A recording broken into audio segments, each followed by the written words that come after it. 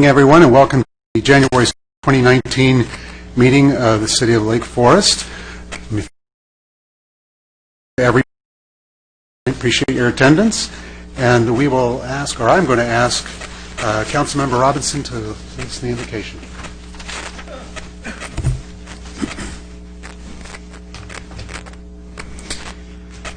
God, we just thank you for this evening, for this beautiful world that's been created.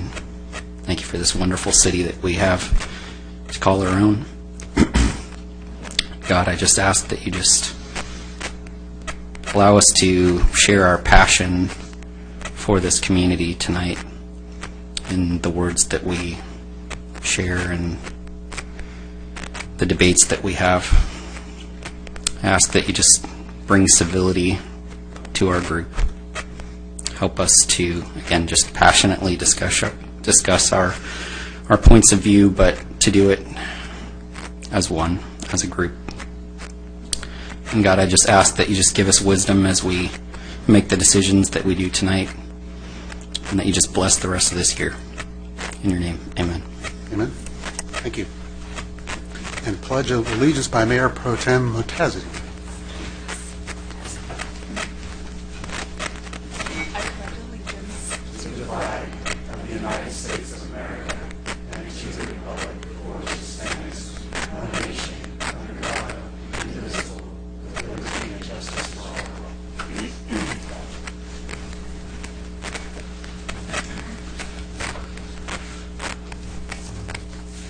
All right, and Madam Clerk, let the record reflect that all council members are present. We reached the public comment section of the agenda. As a reminder, if you'd like to participate, please fill out a blue speaker card, turn it into the city clerk, and your name will be called. Comments are limited to 3 minutes per person. When you're called to speak, you will see 3 lights, the first being green. When you have 30 seconds left, the light will turn yellow, and when your time has expired, the light will turn red. At that time, your public comment period has ended, and the council requests that you conclude your comments. Madam Clerk, any requests to speak? Yes, Your Honor.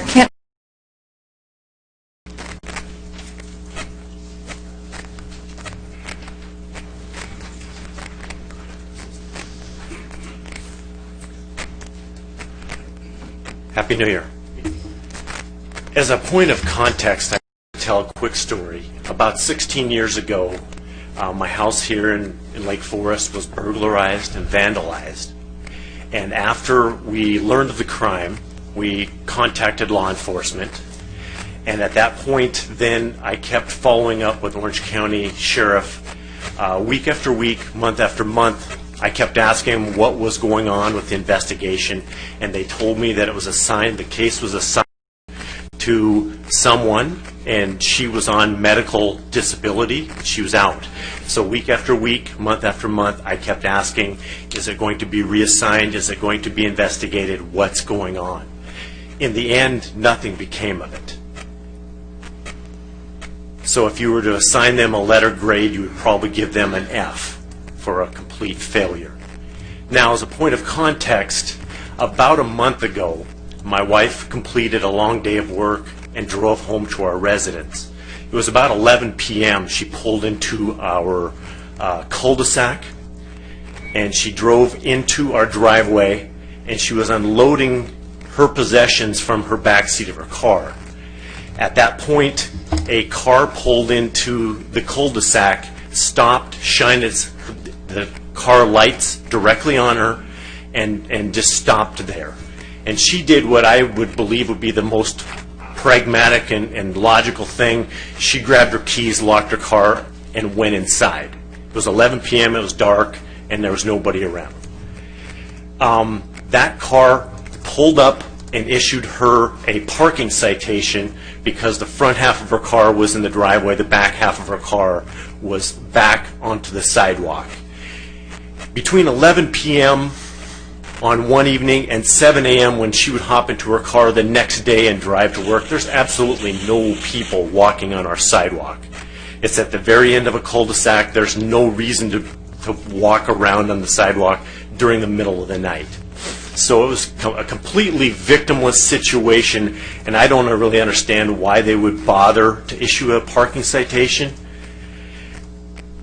We've appealed it, they rejected it, and so what I wanted to do is just voice that I think law enforcement really needs to focus on the more germane and pertinent items, which is a vandalism and a burglary is a crime against property, a crime against our residents, whereas a parking citation seems to be just a meaningless, victimless technicality, and there was actually no reason to make a big deal about it. And I just wanted to bring that to your attention, hoping for three things. Just a verbal acknowledgement that a burglary, a vandalism is more serious than a ridiculous parking citation.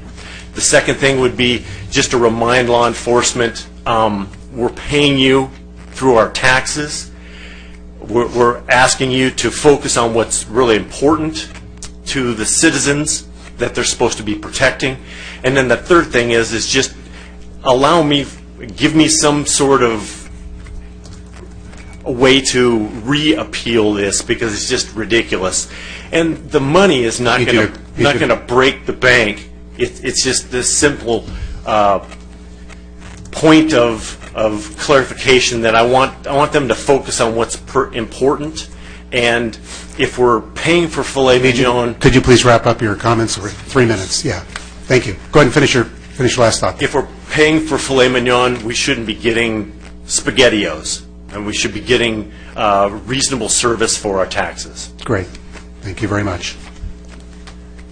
Andrew O'Connor, followed by Heiko Peschel.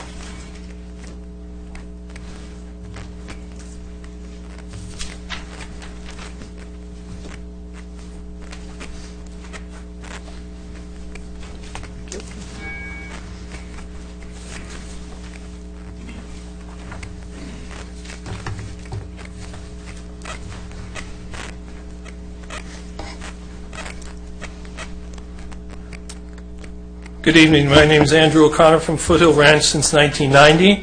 I'm here tonight to talk about Nikki Mozetti and Mark Tedimer. I believe it's important for council members to accurately portray themselves in the city of Lake Forest. I have some comments about Nikki's LinkedIn profile, which is attached as Exhibit 1. Under the experience section, Councilwoman, Nikki says, you write that Oakley is headquartered in Foothill Ranch. I got news for you. Oakley was sold to Luxottica in June 21st, 2007 for $2.1 billion in cash. All marketing and sales have been moved out of that location and are handled by Luxottica headquarters in New York City. Tilly's is not headquartered in Lake Forest. It's headquartered in Irvine. Johnny Rockets, it's not headquartered in Lake Forest. It's headquartered in Wilbraham, Massachusetts. You go on to misrepresent Eagle Community Credit Union. They serve everyone, and they wouldn't appreciate being advertised as a limited focus credit union. From their website, it reads, for many years we exclusively help postal employees and then federal employees build their financial futures. Today, we're a community credit union. That means that anyone who lives, works, worships, and goes to school in Orange County can become a member of Eagle. In your list of major companies, you miss the city's most major tax generators, like Loan Depot, Inventus, Spectrum Brands. Surely we should acknowledge those major companies. Volunteer experience? Only 1 month with U.S. Green Building Council for June 2013? Seriously, 1 month on a council and you list this as an experience?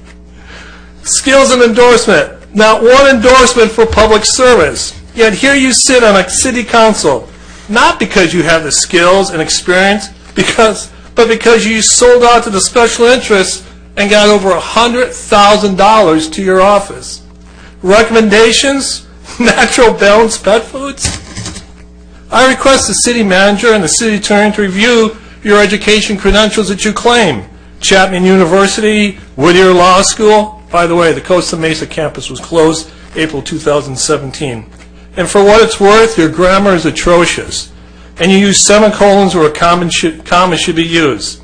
Let's talk about Mayor Tedimer from the December 18th dais at the 4-minute 45-second On a different note, I will be attending as many events as my schedule allows. As mayor, there is many times I will not be able to make it. I'm asking my council colleagues to the latitude to reach out and every one of you to represent the mayor and city council at those events I cannot attend. That was 18 seconds. Boy, you signed up to be mayor, now you're backpedaling that you can't attend events. Jim Gardner, he attended 100%. Why can't you? Heiko Peschel, followed by John Claycomb. Oops, I'm not as tall as he is. Heiko Peschel, 4 Perel Avenue, Foothill Ranch. Whoever the first gentleman was, he forgot to identify himself, but that's a minor detail. Just a few things. Good evening, Mr. Mayor, council folk, staff, and fellow residents. I can't say fellow citizens because none of them are citizens of Canada as far as I know. So that's a minor detail. Gone for the holidays, come back. Last council meeting I was at home in bed and I couldn't come down here. And I was disappointed because Facebook kept getting interrupted and interrupting what was going on here. I think they fixed whatever the problem was, and I think we should be much better off because of it. In reference to tonight's agenda, I think you guys already have it well in hand. Future agendas. If Toll Brothers is still interested in purchasing the nursery, running into what appears to be a downshift in the market, my only recommendation is that you do better than some of the areas up north that didn't have enough exit holes, and ask them to make at least one exit on Lake Forest in addition to Rancho Parkway and Lake Parkway.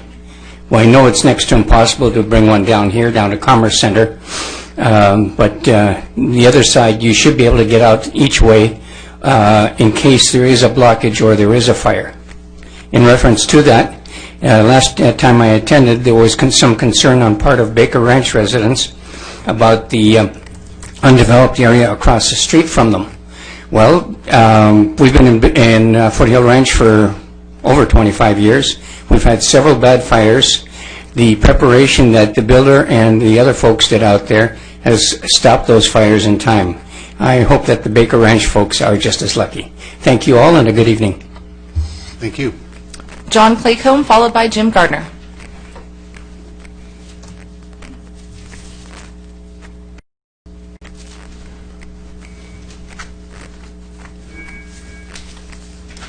Good evening, Council, and I guess Happy New Year.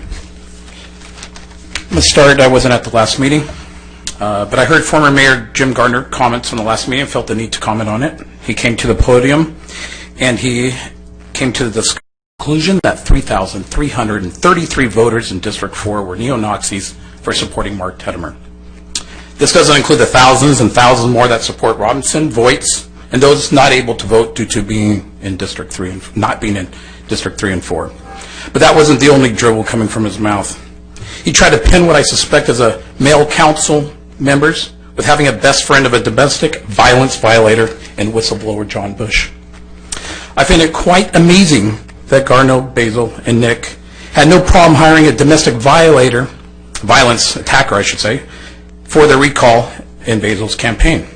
You put someone with that issue across Lake Forest without doing your due diligence. Shame on you, Gardner. So who's at fault, Jim?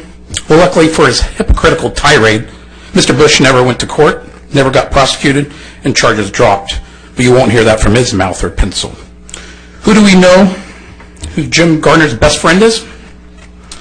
A known forger, tries to extort money from those calling him that. A liar to no end. Slanders, libels opponents or those with different beliefs. Threw campaign signs down a drainage hole, contacted 2 employers trying to get them fired, and a police record wanting to kill someone by smashing in his skull. This is the same person that was filming with Jim Gardner for a political piece days before his election in November. So former mayor, maybe it's best you don't throw stones in a glass house. To all. I believe this is how the council sits currently of our mayor and pro tem is exactly what our city needs for 2019. What we needed is someone who has been and seems to be a leader that will not only represent his or her district, but someone that will unite Lake Forest as one connected city. Leah has left her Portola Hills voters from her now defunct Facebook page, oblivious to not only what district voting was and how it happened the day after the elections, but she never bothered to correct conspiracy theories that were launched on the site while they had their vote stolen on our city elections. In my belief, to avoid a lawsuit against free speech, Leah yesterday closed her Facebook page and instructed members to go to Gardner's Safe Space Town Hall page or a local Foothill Ranch page. So how does Basil and Gardner control their propaganda? 1, make a Facebook page. 2, control the content that puts them in the best light and no opposing opinions will be tolerated. 3, block or kick out those opposing views. And 4, let like-minded residents and voters know that their ideas and comments are brought to council by them. You and Gardner, continue to block those that have opposing views, and free speech be damned by you and Gardner. You shut down your page because you knew it's illegal to not allow opposing views on a page that you have admitted to using for council agenda ideas. You want to control those in your district, and if any one of them are listening, do your homework on what is going on in the whole city, not just your area. If you want to know about the Nick gang and all the crap that I've pulled on the voters, go to Lake Forest Council Watch on Facebook or articles on the Patch. If you could, Thank you. Please. Thank you very much. Jim Gardner, followed by Josh Biscay.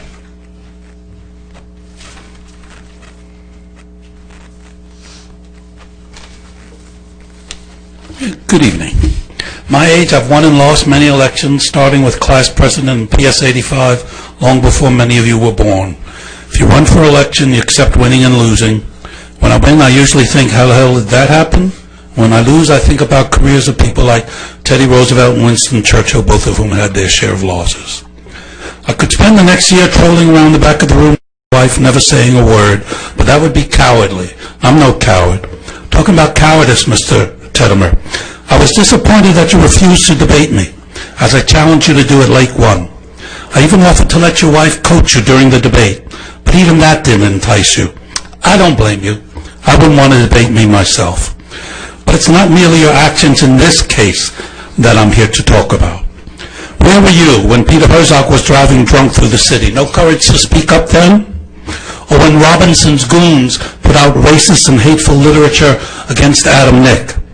Or when Cindy Hamilton cold-cocked a senior citizen and jumped on her outside of Stater Brothers? Senior citizens getting assault doesn't concern you?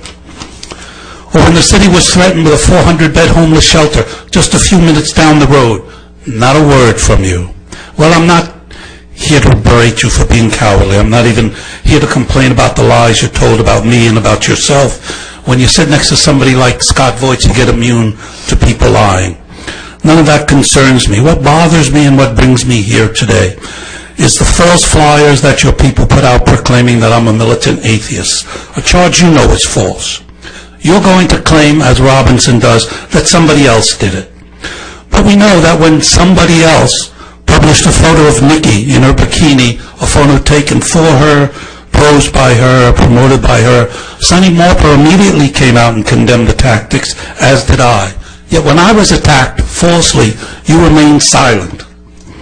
And the problem isn't that you supported and profited from the lies, but the lesson that you taught to people is that anybody who wants to run for office can expect their character will be assassinated and that special interest money will fuel the assassination.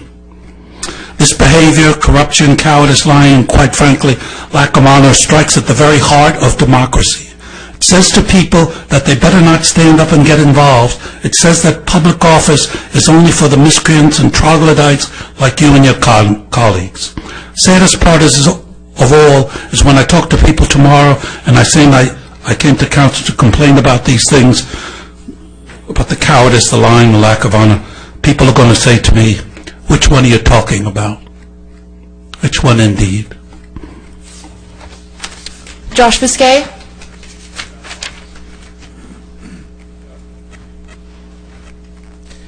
God bless you and Happy New Year to everybody.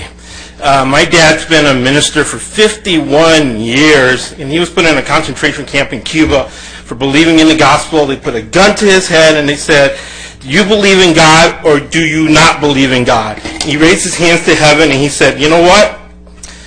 Thank you, God, I'm coming to heaven. Please take care of my wife and kids, right? That's true character. And something I would disagree with Dr. Gardner is that if you run for office, you're going to get attacked. I'm being attacked, and I didn't even run for office. I'm getting accused falsely of being a forger, which I never did, never been convicted, even though John Bush has been convicted of exposing himself to minors and being a pedophile. Convicted, anybody can come to me and find that out. Now everybody, including John Clerk and Mark Murphy in the back, who accused me of being a forger illegally, go to the Orange County Register county website, and you can see lawsuits where I'm going to go in front of a judge, I'm going to raise my hand, oath, and I'm going to call them what they are. They're liars and they're irresponsible. But of course, I forgive them the way I want God to forgive me for my misdeeds. The only other thing I want to talk about is policy. I know that at the other meeting last time, there was a policy for electing mayor that wasn't, she asked, Nikki asked Mal, hey, do we have to follow the policy? And Mal said no. So my suggestion is to save taxpayers money and eliminate any and all policies because they're not binding. They really don't mean anything. And lawfully, you guys can change your mind at the last minute. So in my opinion, all policies should be eliminated. All right? Have a great night. Thank you. Nothing further from the public, but perhaps Facebook? Great, thank you for the reminder. Anything from Facebook? Yes, sir, we have two. Okay. Elizabeth Gershon, comment to council. Mr. Voights, in his summary of the achievements from 2014 to 2018, Dr. Gardner listed many people who helped with the 50-plus achievements, often noting the contributions of Mayor Pro Tem Leah Basil and also Colonel Cagley. He even mentioned Councilman Robinson once or twice, but I don't recall he ever mentioned your name. Did you contribute anything to any of those achievements other than a vote? What would you list as your personal achievements during those 4 years? And the next, Ashley Blaze, comment to council. Mr. Teddimer, as the manager of recycled water in the IRWD, you are responsible for the stink that has bothered residents of Forest Gardens residents for years.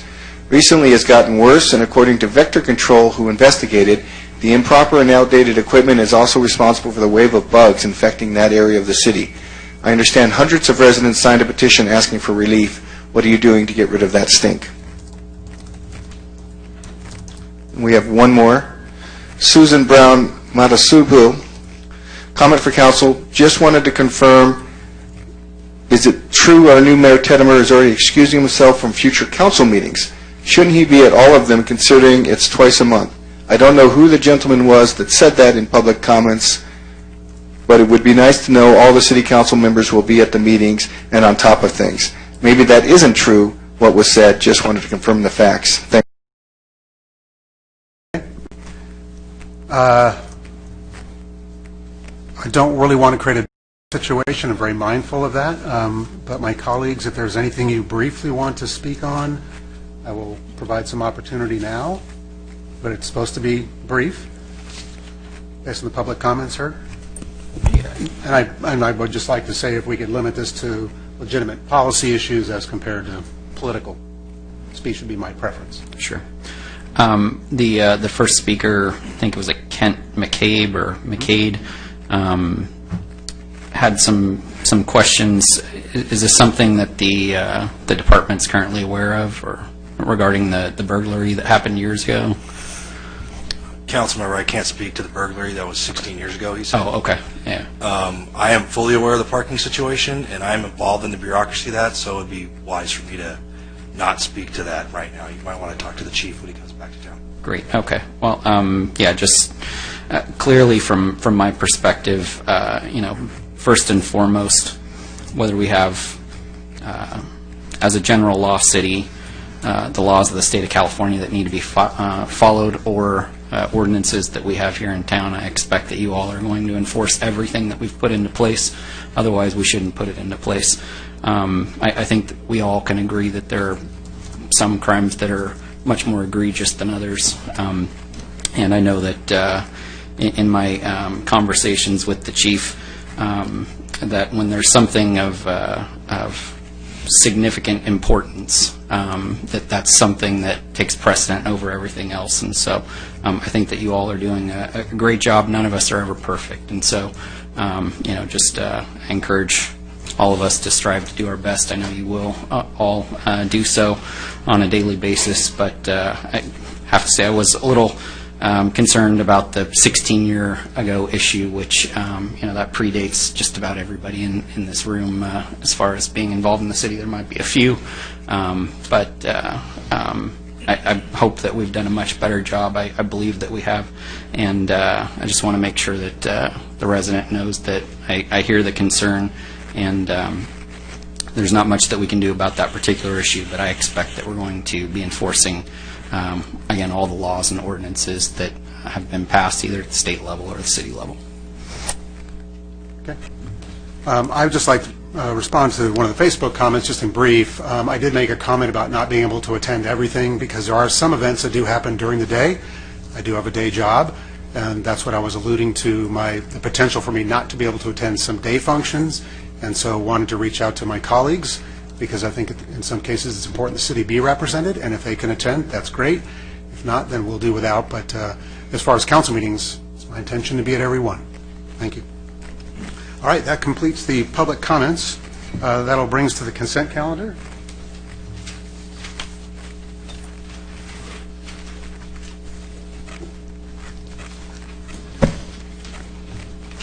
You want? Okay. All matters listed on the consent calendar are considered routine and will be enacted by one vote. There will be no separate discussion of these items unless members of the City Council, the public, or staff request specific items be removed from the consent calendar for separate action. Have there been any requests to remove an item from consent calendar? No, Your Honor. All right, thank you. Colleagues, anything to remove? Move the item. I'll second that, but is there any public speaking or no? No, there was no. No items no are request to removed. speak. Okay, yeah, second. Okay, I have a motion and a second to approve the consent calendar. All those in favor, please vote. Or I should say, all those, please vote. That motion carries unanimously. Thank you very much. Next, we are at discussion items.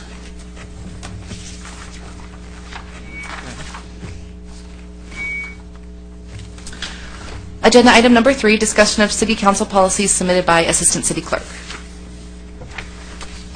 Okay. You have a brief staff report? Yes, Mayor and members of the council. I put this agenda item on your calendar tonight to give the council an opportunity to review city council policies that are most frequently referenced. This is an opportunity to take a look at the policies and make any changes that you believe would benefit the operations of the council and provide direction to staff as we work with council members on items such as travel reimbursements or how to handle written correspondence and so forth. So this is really your opportunity to review these, determine if you'd like to make any changes, determine if you'd like to reduce the number of policies you have. Now, in preparation of this agenda item, we inadvertently left off the censure policy. So we did provide that to you at the dais. You're free to talk about that policy, but if you'd like to make any changes to it, we would have to actually place it formally on the agenda for you to take any action on it. But for the remainder of the policies, you are free to take any action that you would like tonight. And with that, myself and the rest of the staff are available to answer any questions as you consider these policies. Thank you very much. And so we will open it up for public comment. Yes, Your Honor. Fletcher?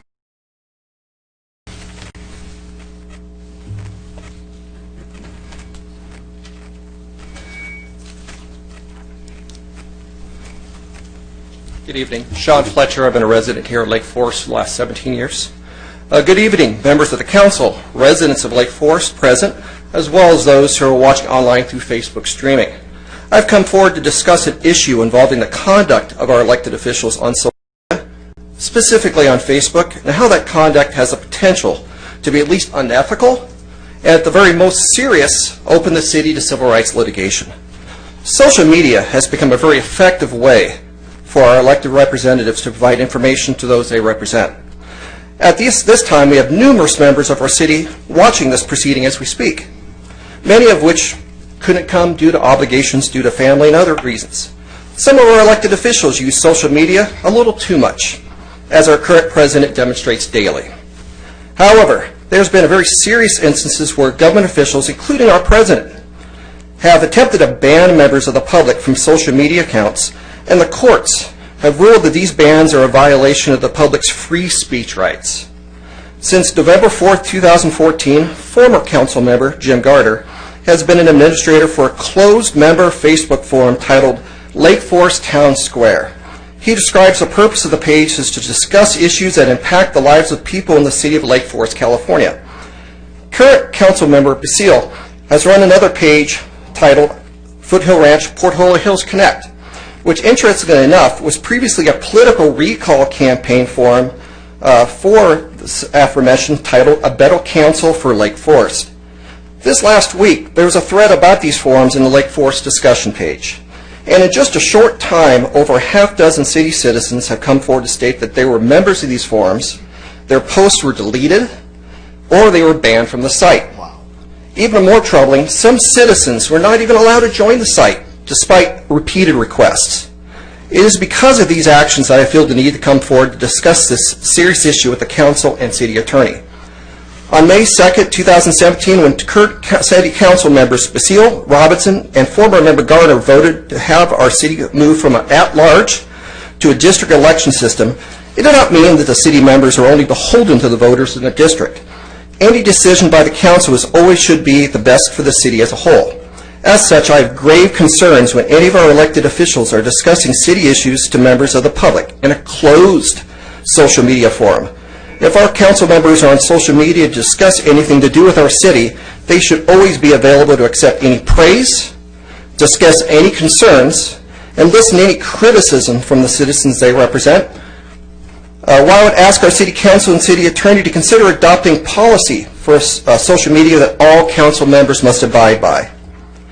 First, if a member of this council wishes to interact with the members of the public for city issues on social media, they must do so in an open forum.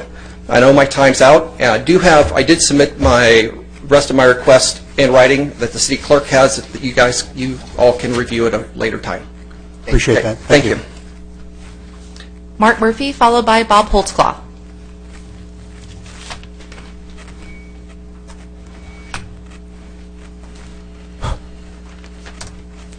Good evening.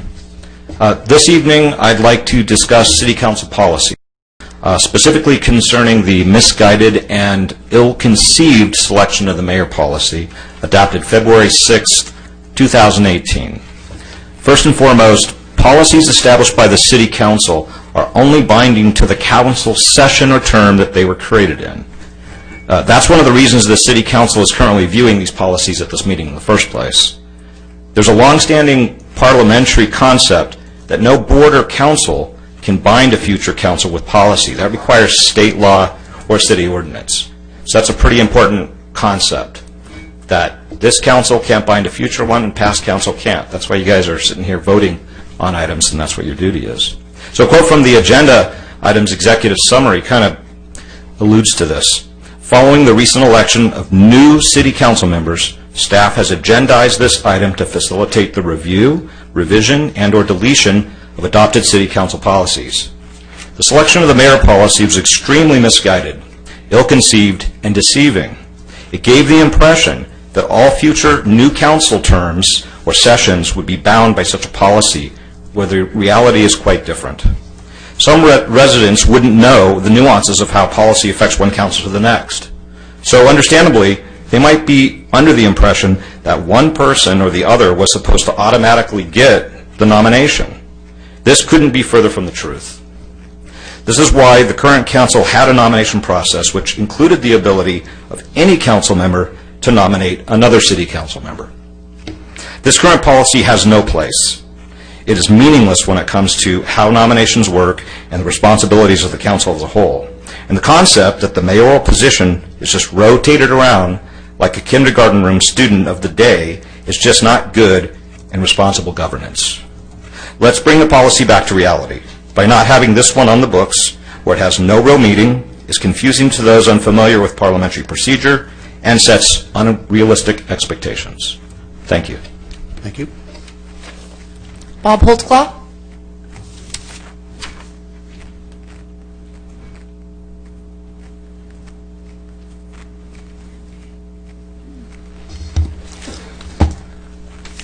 Bob Holtzclaw, resident of Lake Forest. One of the discussions here that we're going to have is, all the way down here, ethics is letter J.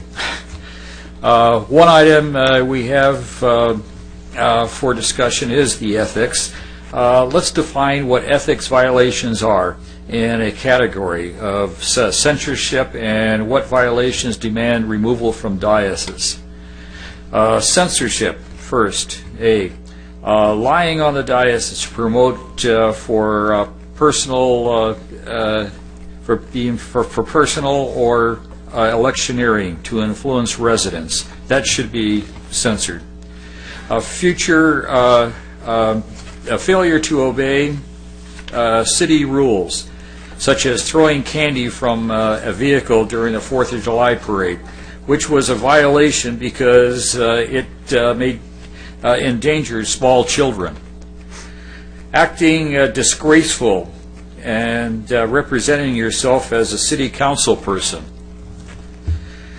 Now, that's only 3 right there, but you can follow on as far as what you'd like. As far as removal would be bribery, assault, drunk driving with injury, or any felonies or something like that.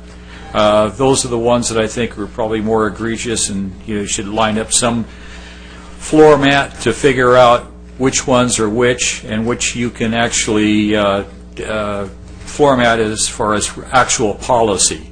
Some of these things that are just totally just ridiculous.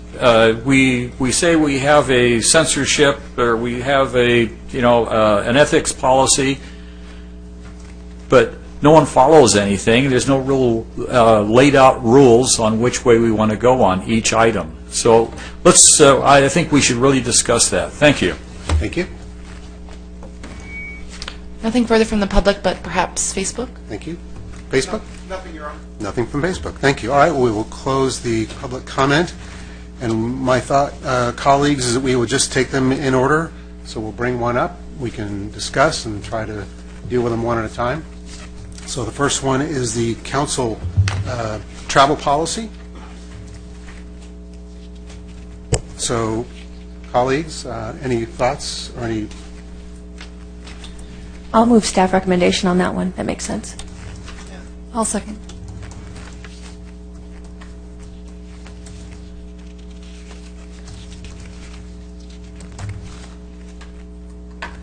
Okay, so I have a motion to approve as presented in the staff report the travel policy item A. That's staff deadline. Yeah. Okay. Right. Okay. Please vote. That motion carries unanimously. All right, it brings us to item B, which is consensus for placing items on agenda. So I'll open it up to my colleagues. Okay, I'll jump in.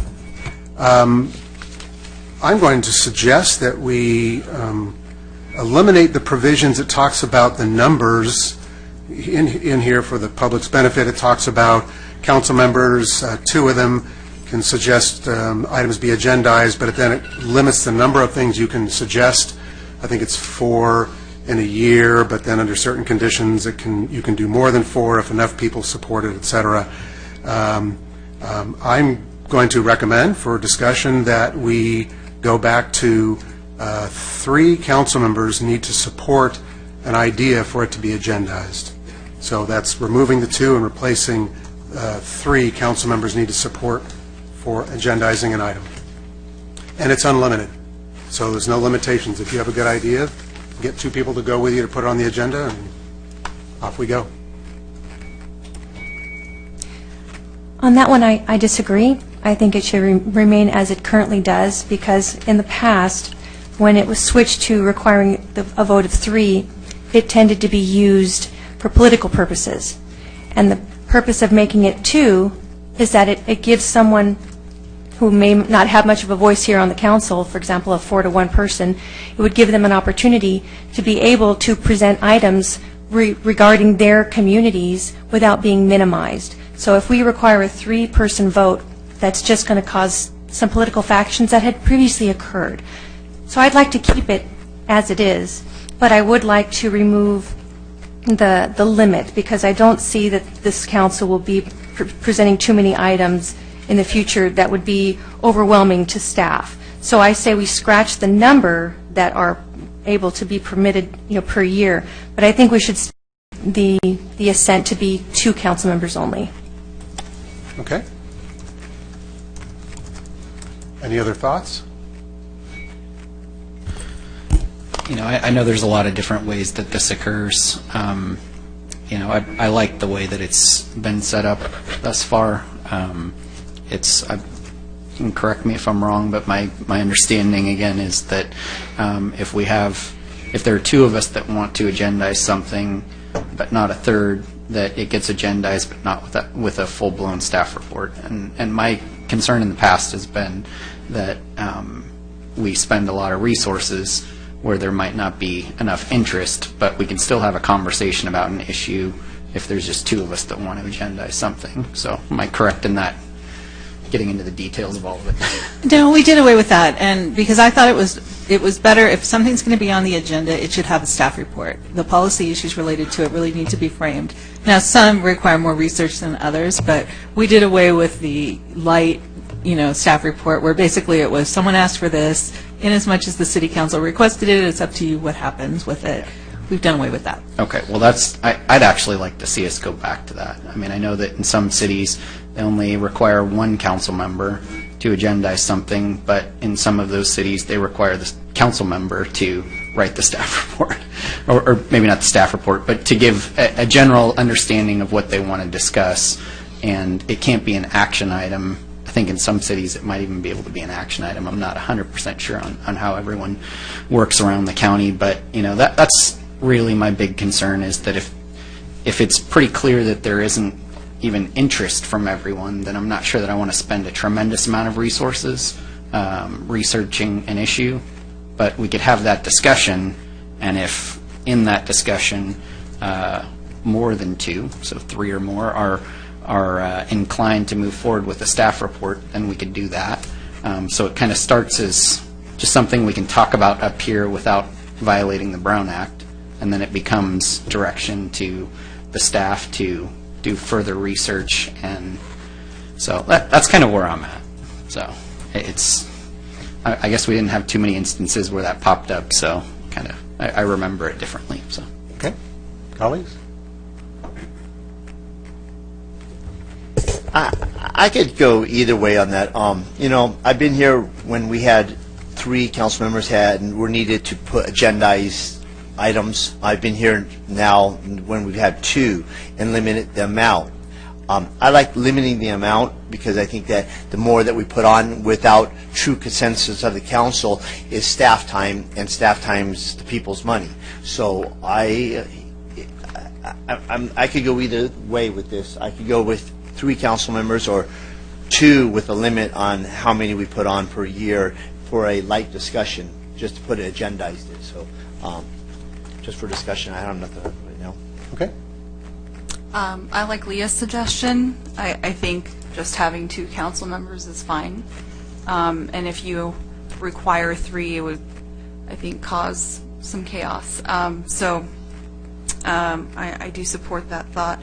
And I still think limits would be good and beneficial, and that also limits the staff research. I believe that would be required.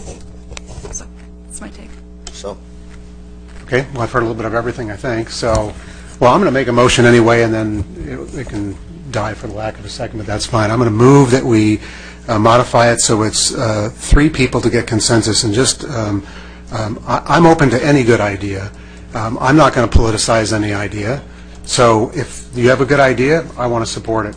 But I also am sensitive to the amount of staff time that we spend in preparing reports and all that other type of time requirements on staff. I heard that they're incredibly busy with a lot of things going on, so that's what sort of informs my view, that I think 3 ought to be able to do that, and I would also suggest that we could limit it to 1 year and we can review the policy. So I'll make a motion that it be limited, that would take 3 people to agendize an item, but it's unlimited, and that it be brought back in 1 year. Okay, I'm hearing no seconds, so I'll entertain a motion. I'll make a motion that we keep it currently the way we have it, where 2 council members can add things to the agenda, but unless they have 3, it's not a full staff report. And I like the limit on it, so I would like to leave it as is. I think that's a motion. I second. Okay, motion and a second. Just for clarification, but it's not as it is right now. Remember it, but not as it is. So yours is what you were saying, not the as is part, but. So if it was going to be a full staff report, it'd take a consensus of 3. Okay. Okay. So does staff have an understanding as to what a light report is versus Yes, so a light heavy? report would be Council Member X received council consensus for a discussion of teapots. Inasmuch as this was a request of the council, it is up to the council's discretion as to the next step. That would be the staff report. And then the council would be able to discuss it. If 3 of you voted for staff work to be done, then we would come back with a staff report with a background discussion, analysis, and so forth. Correct. That's what I'm understanding that you're saying. Okay. And basically, the reason that it's allowed is if the council member is thinking it and can get a consensus of someone to put it on the agenda, that allows us to talk about it from the dais, and it won't be a Brown Act violation. So that's my kind of thinking on that. Okay. Okay, and so the rest of the policy would be as is? Yeah. So we would keep the limits, is what you're saying? Okay. Okay, and is that consistent with yours as far as the second? Okay, so we have a motion and a second. Is the direction clear? Very good. Okay, all those in favor? Or, I'm sorry, please vote. That motion carries with Mayor Tedemer opposed. Okay, we're going to go on to appointment of commissioners.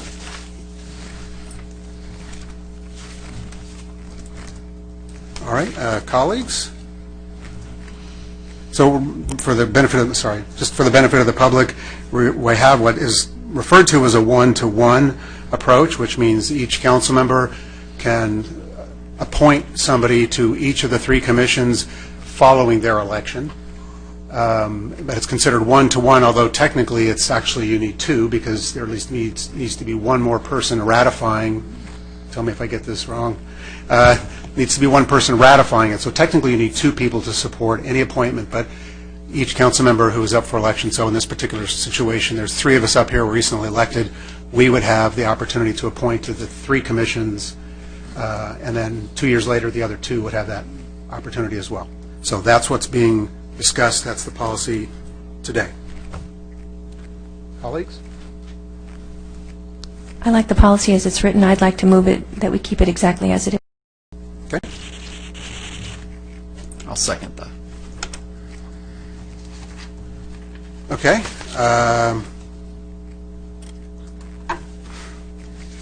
Just looking at my notes.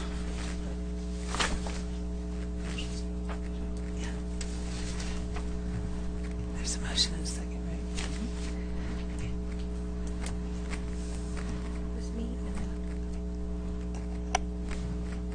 right? Under discussion, under the review and selection, is there a time when all the applications are posted for the public to see who has applied? Not currently. Okay. And do my colleagues have any thoughts? I think it would be a good idea that once the application period closes, that it be known on the city's website who has applied, so they know what we know. I agree with that. Okay. So that's one possible amendment. The other question I had is regarding the timing.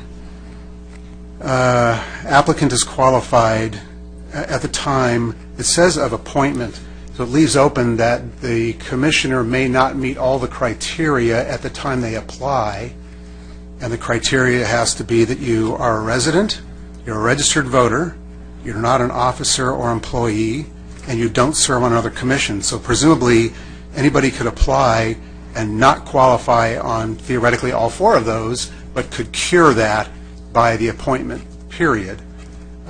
My suggestion is that be the way that they would need to be qualified at the time of application. Otherwise, presumably somebody from outside Lake Forest could apply and said, I'll move in. Somebody who's not a registered voter could go register to vote. Somebody who is an officer or employee could quit, I guess, or they don't serve on another board or commission. Seems like it's better to me if at the time they apply, they meet the criteria. So I'm curious to get my colleagues' thoughts on that. I think it should be at the time of application. No thoughts? Well, my thought is, what if they were on traffic and wanted to put an application in to go to the planning commission? They have to give it to the traffic commission, or vice versa. That's one option I would consider, is leaving that there, so they can, if they're moving from one commission to another, that would be fine. Okay. Correct. They're on one commission, they want to go to another one, but I think the other criteria, the other 3, resident, voter, and officer or employee, to me, seems better if you meet the criteria upon application. Otherwise, I presume that somebody would need to notify saying they didn't do it, so the night of the appointment, they are not a resident, they're not registered to vote, or they're still an employee or officer of the city, in which case we're going to have to say you can't be considered. It just seems like it's better to do it at the time of application, with the exception of the commission. So I'm going to suggest that be the case unless anybody feels differently. So you want to scrap all the items except for the commission part, correct? At the time of application, yes. Okay. That they, Yeah, I'll support that. okay. Resident, registered, and officer or employee, those you need to satisfy at application. Okay. All right. And then it occurred to me, or I'm wondering about, we have an appointment for commission, but what if there is a need to remove somebody from the commission? Should the policy be broadened to include that? We don't have to resolve that tonight, but I would suggest that that's something we should consider too, because there may be some circumstances where we find somebody does something that we find unacceptable, and we can define what that means at a later date. But I think that would be a good add, personally. Any colleagues have any thoughts on that? Well, I don't know what their application process is specifically, but I would assume there is a code of conduct or some sort of ethics policy that they would need to sign. There is. But I'll look at the city attorney. They can sign that document, but then the question is, what do we do with it?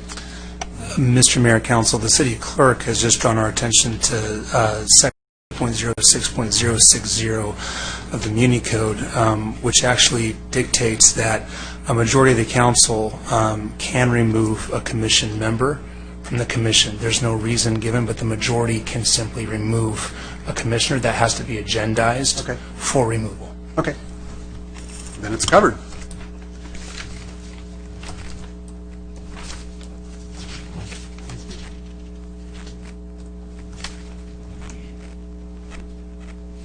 Okay, so we have to keep it the 1-on-1 or 1-to-1, still keeping the ratification, and then I think, well, I'll look for the maker and second of the motion if they would consider my hopefully friendly amendment to change the applicant at the time of application for those 3 criteria. City Manager, staff, can you reiterate what we've already been discussing, and we'll see how it looks? Okay. Yeah. So I have 3 different points of discussion. The first was Leah moved to keep, Commissioner Basil moved to keep the policy as is, and then that was seconded by Councilmember Robinson.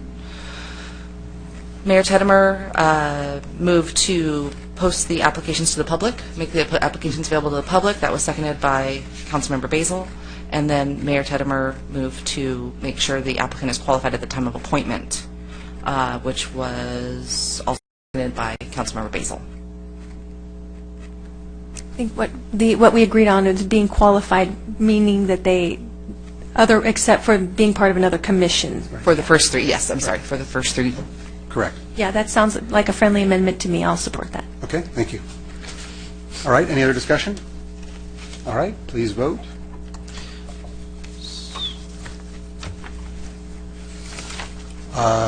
Next is the public comment policy. This has to do with defining what public comment is, length of comment, extension of comments, etc. Colleagues?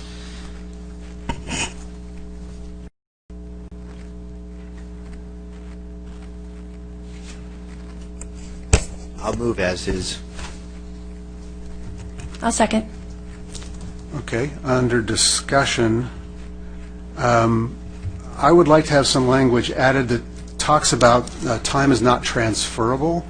I've been at other meetings where somebody wants to donate the remainder of their unused time to somebody else, and in fact, I saw it once where they 10 people line up behind them and I'll give them 3 minutes, so that first person said they wanted 30 minutes to speak because they would donate time, person to person to person, and I don't think that was the spirit of the purpose behind the 3-minute idea. So I would like to see it added that we cannot transfer time from person to person. You have 3 minutes. If somebody else wants to speak, they can certainly do so. You can make that as a policy, but it's really up to the chair if a spouse wanted to do something, but it's up to the chair. But I think if it's policy-wide as procedure, transferring 10 people speaking 3 minutes that's ridiculous. I'm sorry, the transferring. I agree with you that but okay. Okay. Well, I would offer that as a friendly amendment, that we make sure the time is not transferable from speaker to speaker. Point of clarification. There have been times where, for example, we've got a warrant register and there's 6 or 7 items that are on there, and maybe somebody comes up and wants to speak on 3 of them. Does that mean they get 3 minutes per item that's on the agenda for like the warrant register, or are we limiting their 3 minutes to that's all they get is just 3 minutes? Go ahead. Okay. The item on the agenda is the warrant register, so it's 3 minutes for the entire warrant register as opposed to 3 for all 150 items on the warrant I've actually been in meetings where that has happened, and they talk for 9 minutes because they're talking about 3 different items. Yeah. Okay, well, that's my suggestion for a friendly amendment, if that would be supported by the maker and the second of the motion. I made the motion, yeah. I was say take that, so I moved the item. And who seconded the motion? I have you, Mr. Mayor, as the maker of the motion, and Councilmember Voights as the second. I made the motion. He seconded it with the friendly amendment. I apologize. Okay. Well, I will second it with a friendly amendment then, just to clarify. Who's on first? I don't even know. Okay, any more discussion? Okay, please vote.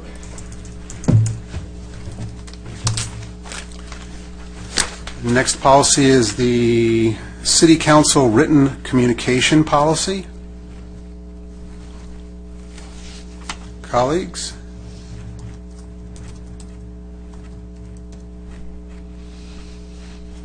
I'll move the item just as it is. Second. If I could, under the definitions, it tells us what city correspondence is: social and salutary correspondence, letters of recommendation, campaign literature. But under the policy, it addresses 3 of those, not all 4. The one missing is letters of recommendation. I'm not sure if we can give enough direction here or bring it back, but the intent, I mean, I don't think it's a big deal, but I just want to make sure we're consistent that we've defined the term, but we didn't provide the policy. Right. When the council originally discussed this, there was a desire by council members to be able to write letters of recommendation for like Boy Scouts or appointments to military academies on city letterhead as city council members, and they thought that should be an exception added to the written policy. And I believe that was the intent of the direction given. It appears when we did revise the policy, we added it as a definition, but we didn't actually add it to the policy portion. So I would suggest that we go ahead and do that at this point if the council is amenable to making that revision. I'd like to move the item with including of us to writing reference letters. Letters of character, reference, yes. So we would add a section 2.4, and we would title that Letters of Recommendation, and we'd make it clear that council is authorized to provide such letters on city letterhead.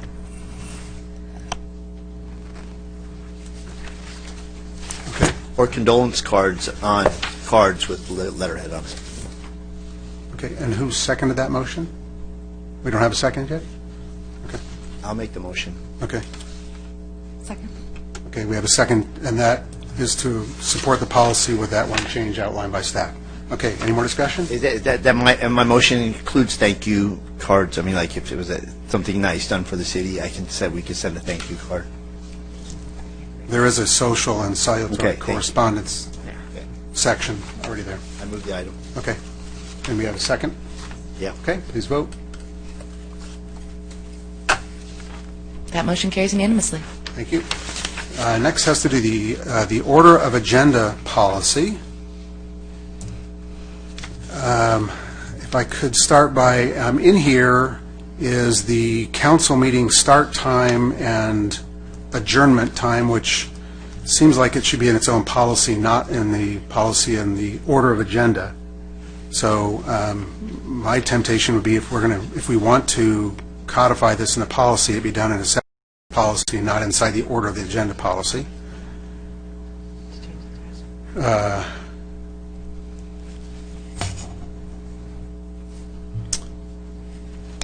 And I would also observe that the reorganization of the agenda items, which talks about the discretion of the mayor, it seems like they want to count the number of speaker cards. I would just suggest for reorganization of the agenda, it might read something like, the mayor, in consultation with the city manager and city clerk, may reorganize the agenda to accommodate the needs of those in attendance.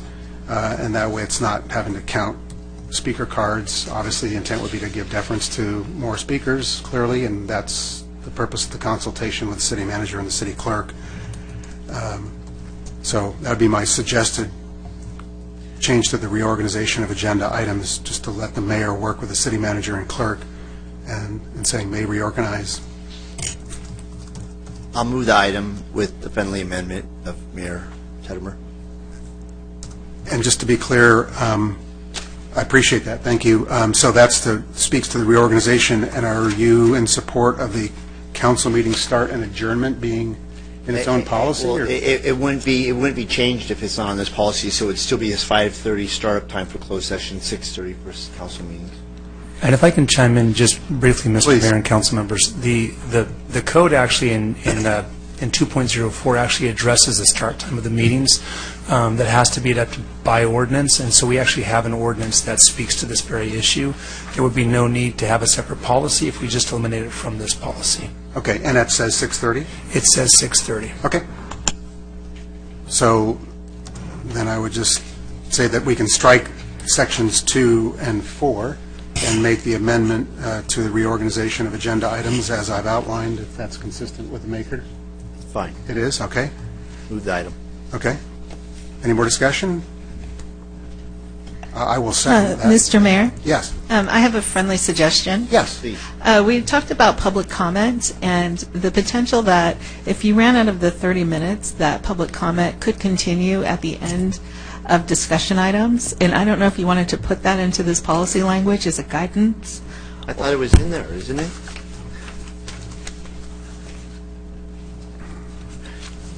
You're saying put it in here? Yes. On the agenda, it says continue closed session if necessary, but we could add in there continue public comment. Continue public comment if necessary. That'd be yes. fine. Okay, that's under 3.1. Yes. Thank you. Okay. Yeah. Is that fine with the maker? Okay, I will second that. Any more discussion? Please vote. All right, next is request for city attorney's services. Sorry, Mr. Mayor. Wait, it's not registered. Okay, thank you, sorry. That passed? That motion carries unanimously. Thank you. Request for city attorney's services is the next policy.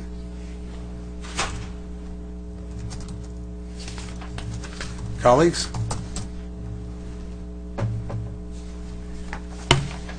Move the agenda item as is.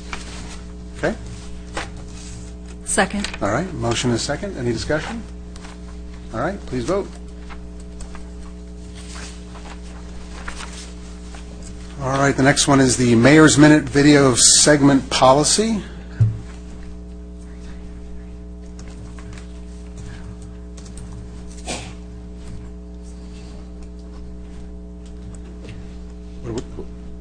That motion carried with Councilmember Basil absent from the dais.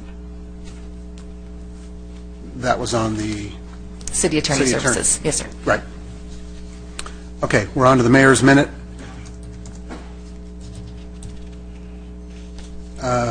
Did you? I had a question or Yes. clarification from staff. So the change is, or I guess the update would be to have staff write the script, because before, I guess, the person...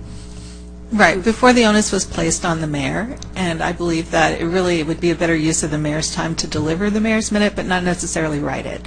So my idea is have the staff consult with the mayor, certainly, but the staff would be responsible for producing the script every week. Thank you for clarifying. My only other thing, in the previous mayor's minutes, sometimes it went over a minute. Do we have a limitation of 2 minutes, 3 minutes? Where was that? Because there was some that were up to 2 and 2.25. Well, right now it says in 2.5, video should fall between 60 and 90 seconds of recording time. Okay, so in a minute and a half. Yeah, that's what we're aiming for, but, we may go under and over. Okay. Just for discussion, I don't think it's really, as we come to election times, maybe the 2 months before the election or a month before the election, that we stop mayor's minute, or do you have any preference? To stop the mayor's, go ahead. I don't agree with that. All right. Because I think that limits what the people, All right. information. So I'll move it with it as is, and thank you. And with the script being written, yes. I'll second. Okay. Under discussion, I like the amendment that staff prepare the script. I guess the thing would be, maybe the policy could be revised such that if the mayor is seeking re-election, that once they submit paperwork in pursuit of re-election, that they would then not be able to do that. The FPPC may have some issues around that, maybe, and so I'm mindful of that as well.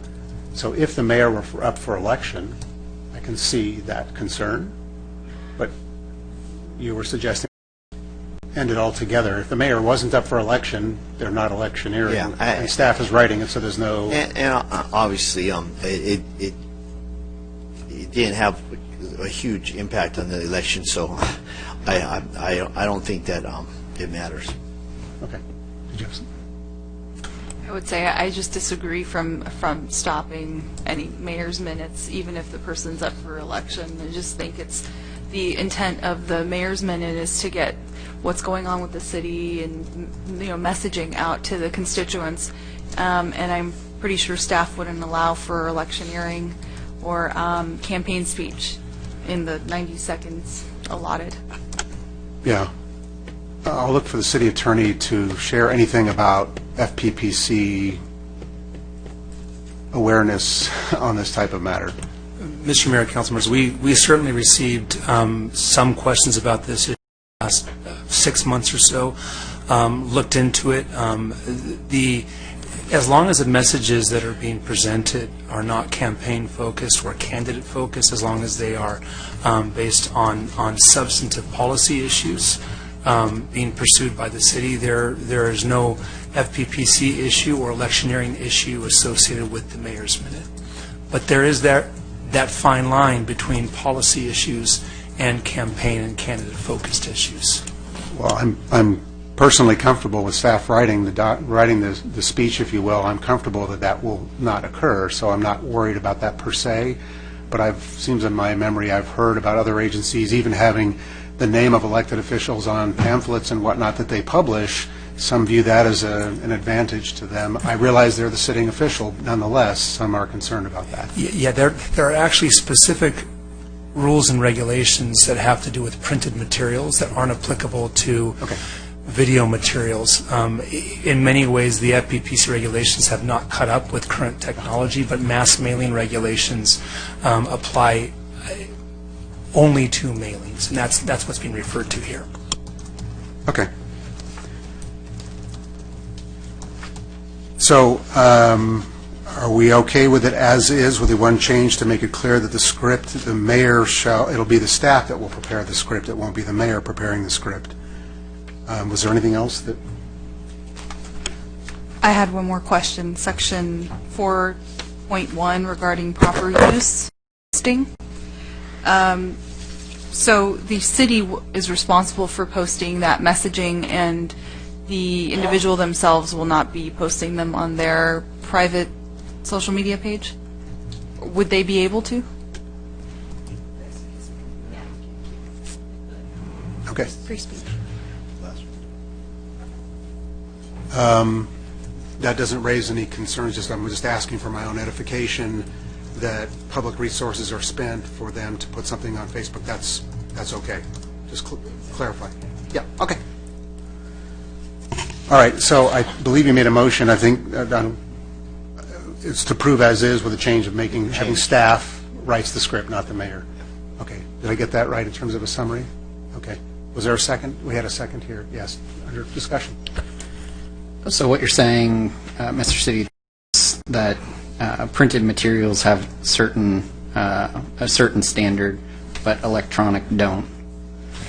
When we're speaking about the mass mailing regulations and the prohibition of a city placing one council member's picture or name prominently on a mailing, yes, those have different regulations than, say, a video presentation does. Okay. I think it's our opportunity to do something that the state hasn't caught up to at this point. So that I would say from an electronic standpoint, we should follow the same guidelines that there are for printed materials, and that's something specific to Lake Forest and not obviously to the state because we don't have that authority, but I would say that we should follow the printed material guidelines or the law or code, whatever it is at this point. So that's my thought. So how are you suggesting a substitute motion then?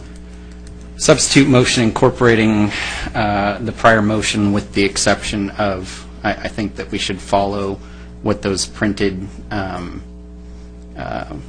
what the code is with respect to franking privileges and published materials. So, and that should apply to electronic. So that's my substitute. Maybe the city attorney can share briefly what that would be so we all understand. Sure. Yeah, so if we were to, I think what's being suggested here is to abide by the spirit of the mass mailing regulation as opposed to the letter. The spirit of the mass mailing regulation would essentially, it would do away with the Mayor's Minute program because you are putting prominently the picture, the image, and the words of one council member over and above other council members. So the mass mailing regulation applied electronically could be seen as necessitating the end of this policy.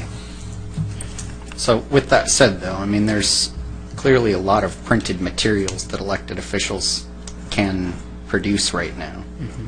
But there's a prohibition, is it 60 days from an election?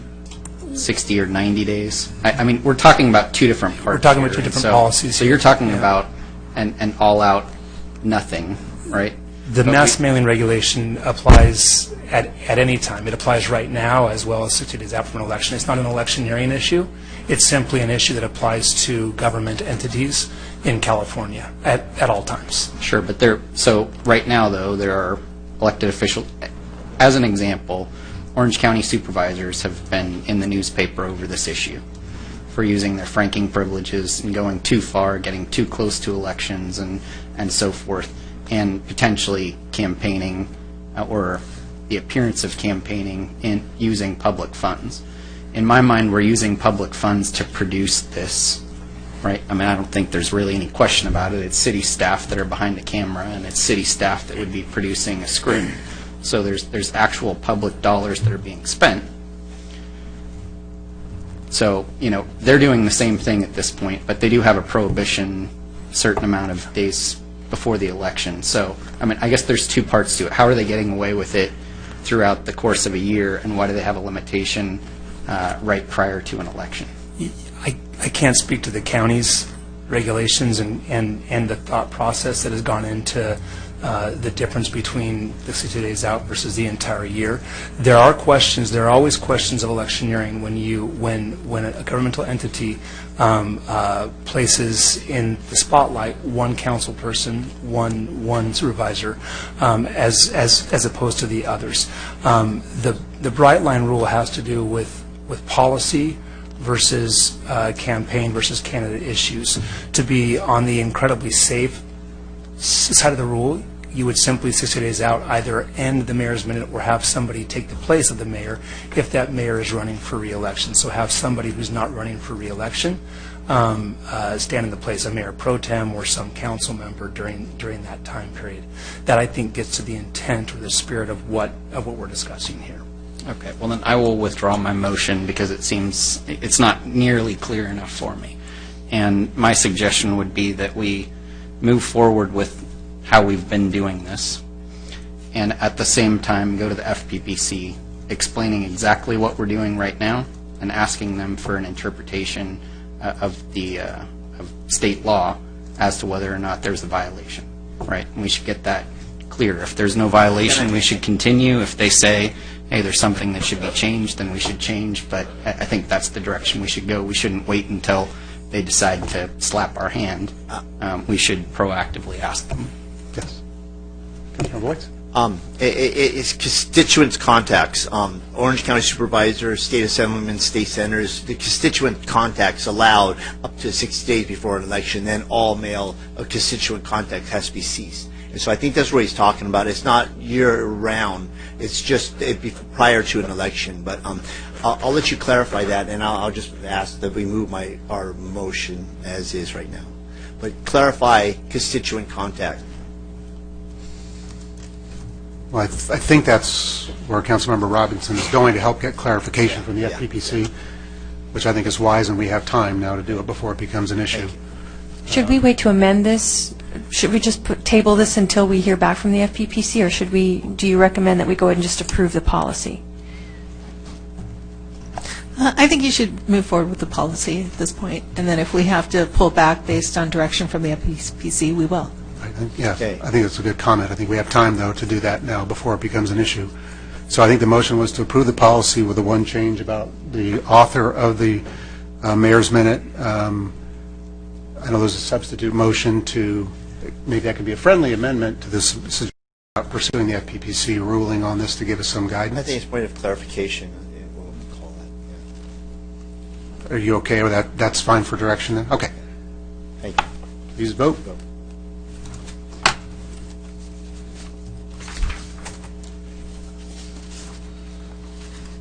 All right, the next one is the appointment of mayor.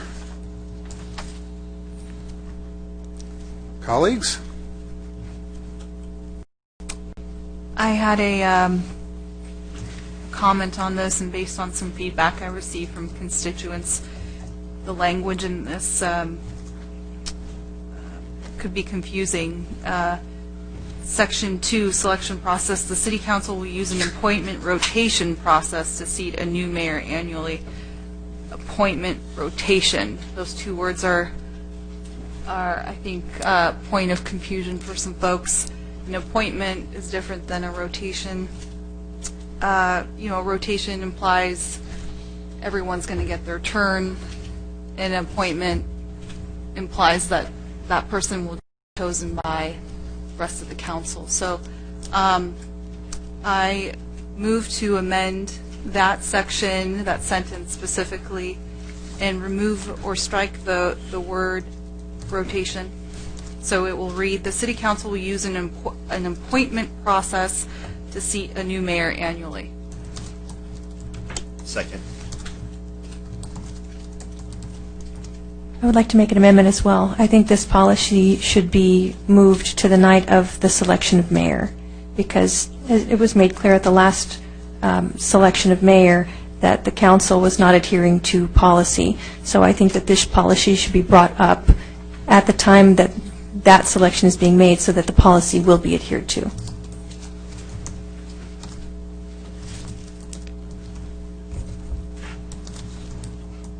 I'll make a substitute motion that we just abolish this procedure altogether. I will second that for discussion. Just for me, it talks about the roles and responsibilities of the mayor. I'm not sure that needs to be in this policy. I'm not sure what that, so it just, maybe staff can give me some insight as to why, or if they know why we clarified the specific responsibilities of the mayor in here, but. It's just informational. We're just reprinting what's in the municipal code. Okay, thank you. Okay, well, I will support the motion that we eliminate this, and which essentially reverts back to the way it was, which 3 people need to support the vote for mayor. So would that necessarily then imply the same language that I was going for? Because I asked to remove the word rotation. It would just say, I believe the motion is to policy entirely. Right, in which case, maybe the city attorney or the city manager can tell us what guidance we have or what is in the municipal code, if anything. If this policy goes away? Mr. Mayor, council members, if the policy goes away, it's council's prerogative, as Ms. Basil has noted, at the night that the mayor is selected. Okay. Well, I can say historically speaking, from the time when I was on council previously, it was, you did 3 votes to become the mayor. And there was no other criteria presented. And is that consistent? Was that with the maker of the motion? Okay. Okay. Any more discussion on that motion? sorry, so just for clarification then, you have section 1, the purpose, that stays the same, but section 2 will be removed altogether, or you're just completely removing this entire policy altogether? The maker of the motion is requiring 3 votes of council members to make the appointment of mayor. Which is consistent with every other selection we would do. Okay. Any more discussion? All those in favor? Or, I'm sorry. Please vote. Just for, Oh, sorry. I mean, so that's what everything requires up here is 3 votes, right? So we're just no policy whatsoever. Yeah,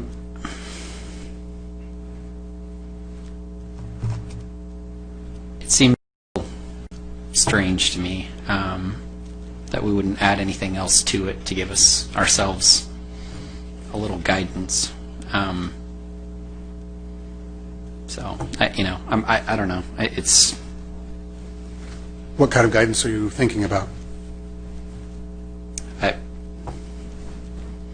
We've looked at this probably a number of different ways throughout the years, and it's.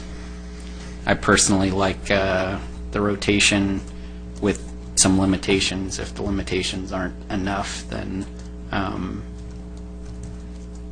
we could always add something more to it. So right now, I think the only limitation is that you couldn't have been charged with a felony. So it's pretty low bar there. But I think that it could get very interesting in this district environment now, where certain parts of the city could potentially be ostracized from the mayor position. So I don't know. Maybe this is an opportunity for the public, if they feel so inclined, to move forward with trying to put together an initiative for a citywide elected mayor. So a lot of people were really frustrated by the fact that they don't get a chance to vote for all 5 of us. I know I was one of those votes that made that happen. So that would give every district 2 votes, I guess, if they decided to go that route. So I don't know. I'm just talking. Just trying to think out loud here on Well, if I could, I gave some thought to whether we would start to add more criteria to it, but it really gets into the weeds very quickly. and it just seems like you're going to go down a rabbit hole of all sorts of things. I can think of a lot of things that I think would be important criteria, but the question is, do we want to get into that? And I personally don't. I don't want to start monitoring anything else. I just want to say, if you can convince 2 other people that you're deserving of being the mayor, do it. I think the concern I have is that the belief that everyone's going to politicize everything. People can draw whatever conclusions they want. I've already made it clear. I don't have a problem with rotating it, but I'm also mindful that I have an expectation about the way people conduct themselves. That matters to me.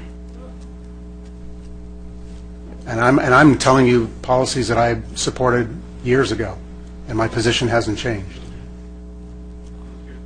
So, to me, if somebody is deserving of it, I'd be happy to do it.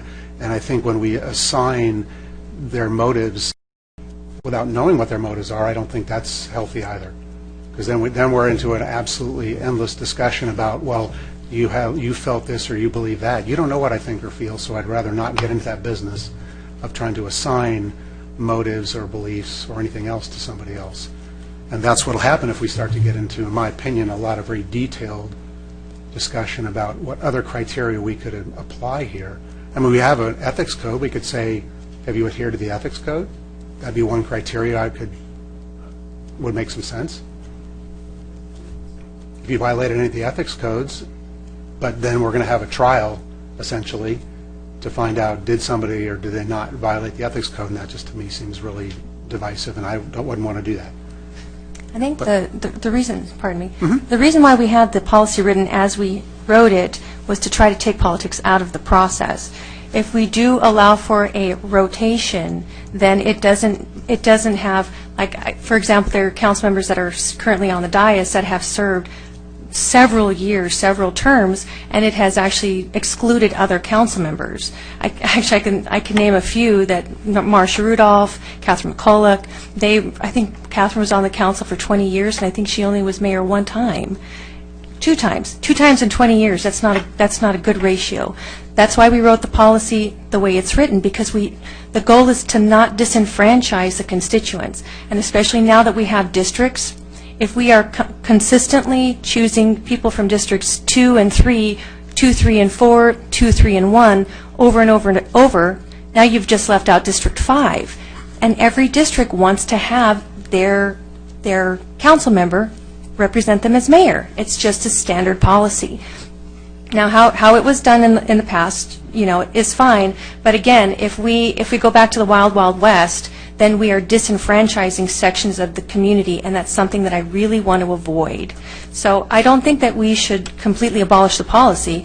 I think we should make it an honest, objective rotation. And as long as someone has not committed a felony, going in and talking about personal conduct, I mean, come on, we don't need to be doing anything like that. What we look at is how well we've served our communities on the council, the great decisions that we've made, and that we all love our community. We all want to do what's best for the community. So I think that if we go back to a Wild Wild West perspective, we're going to be disenfranchising a lot of people, and I don't want that to happen. I agree. I don't want to disenfranchise anybody either, but I would just imagine there might be some criteria where somebody up here, based on some rotation, where you find yourself having to say yes to somebody that you found really problematic on things they had done. Can you imagine that might happen? Because I can, in which case I don't want to have to vote for somebody that has done some things that are really not very mayoral. Okay, so I have no idea what you're talking about.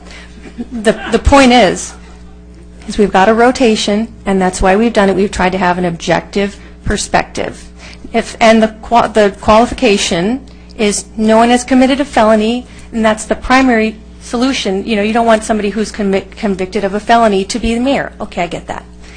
But as far as what people do in their personal time, we can't look at each other's lives and say, he who is blameless cast the first stone. All of us have made mistakes in our lives. You can't base this kind of objective decision like that. And I can tell you firsthand, because I helped to write this policy, I completely stand by it. And no matter who was up for rotation on this council, I would completely support it, because it's a policy.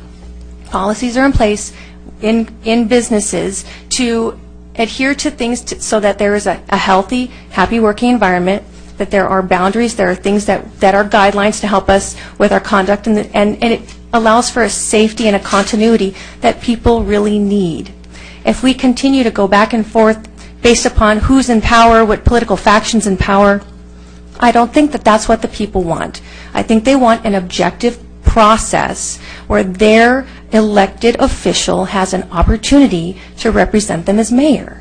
So I think if we abolish this policy, I think we're disenfranchising a very large portion of our communities. I have a problem with that. If I may. Please. I know our model in our city is different. We, as council members, select the mayor, or it's a rotation according to this policy as well, either or. What about, and I know some people mentioned this on the dais earlier, moving towards a citywide election for mayor? Would that resolve some of the concerns that both the constituents have and some people have here on the dais as well?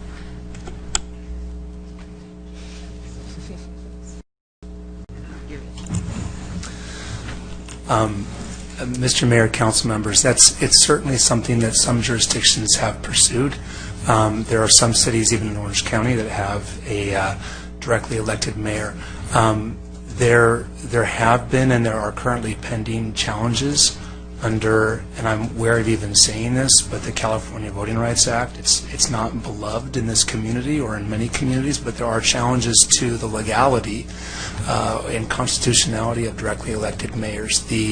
The reasoning that is being litigated is that a mayor who's elected at large, that gets into the same problems of racially polarized voting as general council members does. So certainly the council can pursue that, but there is some risk involved because this is an issue that is being litigated currently in the courts. Okay. Councilmember Boyce, did you have anything else? No, I call for the vote. Okay. Any more discussion? Okay, so the motion is to abolish the policy.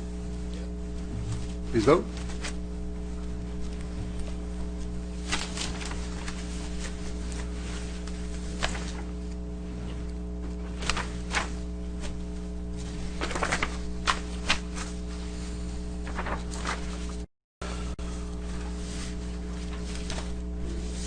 Mayor Pro Tem? Apparently not. That motion carries with council members Basil and Robinson opposed. Okay, which brings us on to item J, the ethics policy. Colleagues? Move the item. I will second under discussion.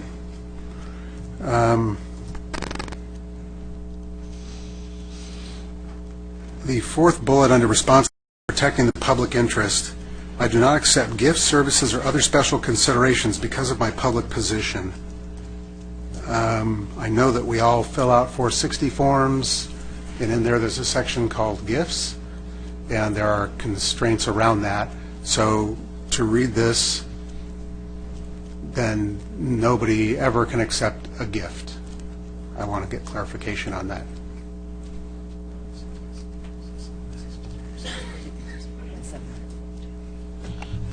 Yes, I would take it as written to imply that no gifts. So to be clear... Well, then, we move that. Huh? I asked for that one to be stricken. I mean, the fact is that we got an iPad from the city. It's not a gift. City property.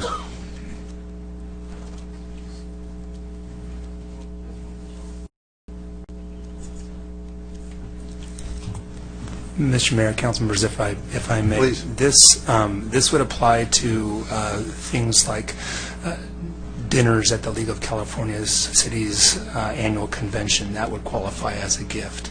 There are really two ways to go about this. One is to leave this in as is, which would eliminate the ability to accept any kind of gift, which would include things like dinners, lunches, at events like the League of California Cities. The other would be to amend this to state expressly that this would comply with FPPC guidelines. Okay. So all gifts would be reportable?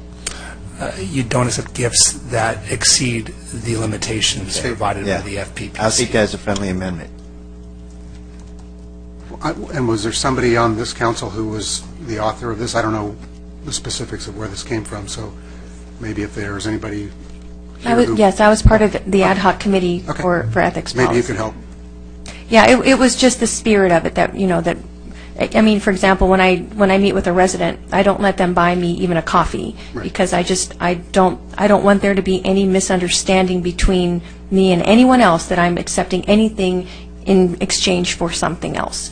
So that's why we put that on there, because we should be doing our job because we love it, not because we're being bought lunches or dinners or treated to things. So that was the spirit of it, but I can accept that friendly amendment. Okay, so I'm hearing that we would revise this to reflect that there are gifts that are reportable. That's not what we're talking about. As long as you meet the FPPC requirements, that's okay. So as a motion, and that was an amendment to that, was there a second? Yes.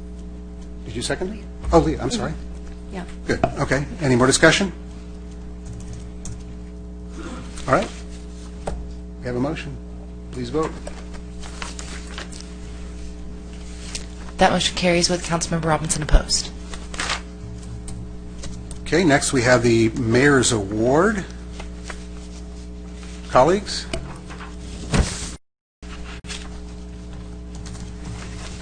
I thought this was a great initiative this year, and what the best recipient possible. I mean, Carla did such a fantastic job. What a great way to honor the hard work that our employees do for us. I think this is a great policy, and I'd like to keep it. So that's my motion. I will second. Any discussion? Please vote.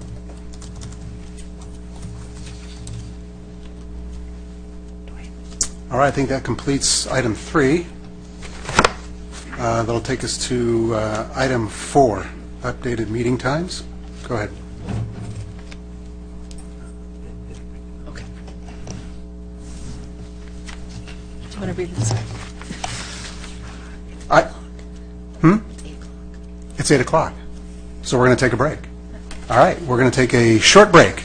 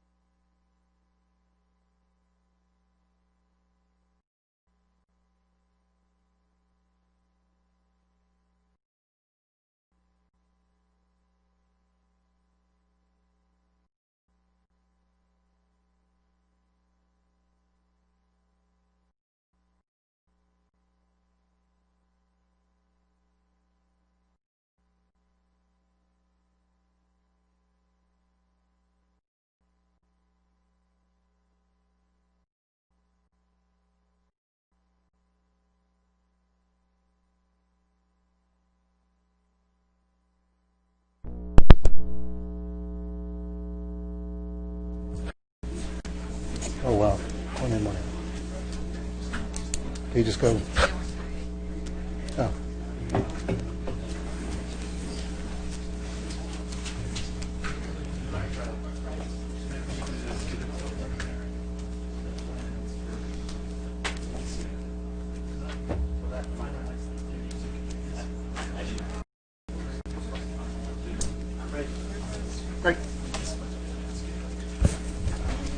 All right, we're back. That brings us to item 4. Madam Clerk, if you could introduce item 4 for us. Agenda item 4, updated meeting times for commissions submitted by Assistant City Clerk. Mayor and members of the City Council, in July of 2017, the City Council voted to change the start time for the public portion of the meeting to 6:30. Since then, we've received a request from the formerly Park and Recreation Commission and now the Community Services Commission to align their start time to match with the City Council start time. And so before you, we've provided resolutions that would do that for all commissions. And so staff's recommendation is that the commission meeting start times match the City Council meeting start time for continuity purposes. So if the council was to pass the resolutions, the meeting time would shift. We would do a public education process to inform the community, but we would have all commissions and council start at the same time. So that ends my presentation. I will be happy to answer any questions you may have. All right. Colleagues, any questions of staff? I do. My only concern would be some of those that have been appointed that are serving as commissioners on those commissions that might conflict with their work duties and that. So could it be up to a vote of the public comment? We'll get to a public comment. I just question here. Could we have the commissions kind of chime in on this? Oh, we certainly could. We could certainly postpone this item to allow us time to have that discussion with our commissioners and let you know if there are any concerns about that. I would like that. Okay. Well, just as consideration for those that are serving. Okay. Well, we got some public comment. So, any other questions of staff? Okay, public comment. Oh, Sorry. yes. Go I have ahead. one question. How many commissions right now start at a different start time? We have 3 commissions, and they each start at 7 p.m. Public comment. Jim Rosenberg? Speaking of commissioners.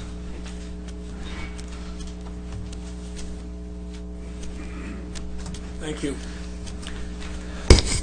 Mr. Mayor, members of the council, staff, and everybody here, I would like to start out with wishing everybody a Happy New Year, first of all. And I'm going to say guilty.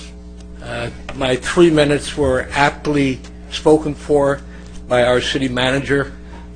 Shortly after the council made that decision in 2017, after surveying the commission that I serve on, and everybody thought that was a fairly easy thing to do, for the reasons of continuity, 1, and number 2 as well, staff time. The staff that supports the commission states till 7 when they could start this way at 6:30 as well, giving them a little bit of a breather on time spent during what sometimes are pretty long days. And I just thought it made some common sense to make that suggestion, and here we are today. And I agree with Councilman Voigt's suggestion that each commission maybe should be asked if that would cause problems for the members, but otherwise it would make fairly common sense to have all meetings start at the same time. Thank you. Thank you very much. Are there any other public comments, Madam Clerk? No, sir. Okay, we'll go to Facebook Live. I saw somebody frantically go grab a card and is writing diligently, so there may be one more, but we'll go to Facebook Live. Nothing there, Your Honor. Okay, try to buy some time. Are there any more comment?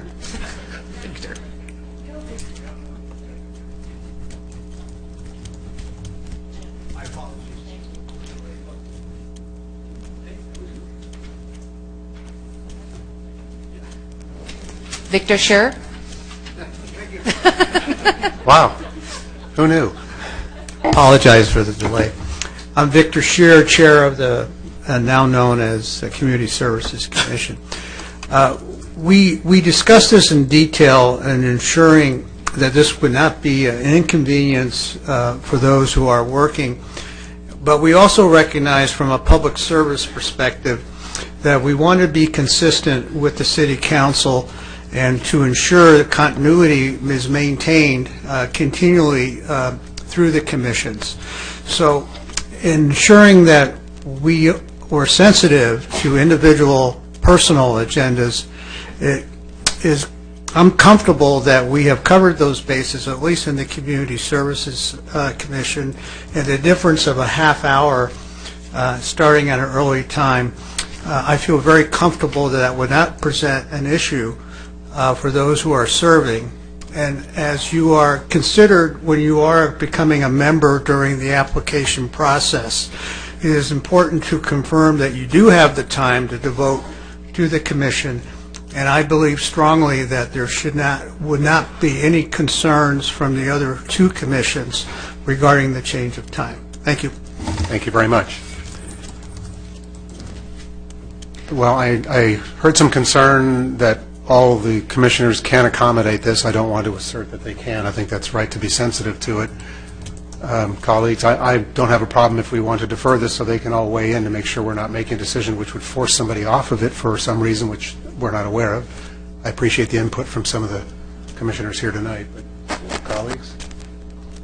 Although I like the idea of having the continuity of it being 6:30 for everyone, I think it's better that we ask the commissions to make sure that it's okay. I agree. My motion will be that we just table this for now, and come back to us after we've surveyed it. Because I like the idea too, where staff time they're sitting around waiting for a 7 o'clock meeting when they get up at 6 or 5 o'clock or 6 o'clock. I think that it makes good sense of time for our staff. Mayor and members of the council, so for your next meeting, you'll actually have appointments on your agenda. So once the commissions are appointed, we will then query those on the commissions, and then we'll come back to you in February. Okay. Councilmember Roberts?